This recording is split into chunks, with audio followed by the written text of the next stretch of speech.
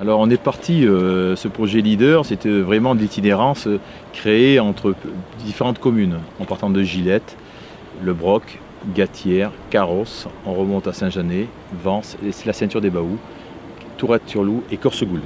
Donc le but c'était quoi? On est dans des zones, dans un espace naturel, c'est la ceinture des Baous, qui nous permet aujourd'hui d'avoir eu une réflexion, et Denis Ras aujourd'hui qui est mon adjoint, on a cette réflexion de ces territoires que nous avons en partage. Donc c'est essayer de faire cohabiter les gens avec l'agriculture, tout ce qui est l'itinérance, que ce soit pédestre, que ce soit en courant, en VTT, mais pas de véhicule à moteur. Donc on peut se déplacer sur ce territoire et c'est créer du lien entre les communes. C'est-à-dire que c'est bien au-delà de la métropole Côte d'Azur.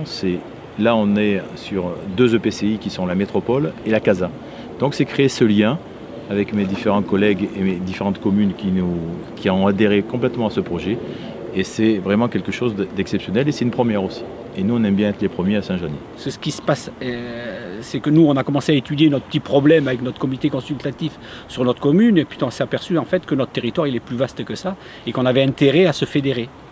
Cette fédération nous permet d'accéder à ces fonds européens en créant une structure qui permet donc de gérer l'ensemble de ce territoire. Le projet est donc une étude avec au bout la mise en place d'un circuit principalement pédestre qui sera le grand circuit des Baous qui partira de Tourette et qui ira donc jusqu'à Gillette en passant par toutes les communes et donc avec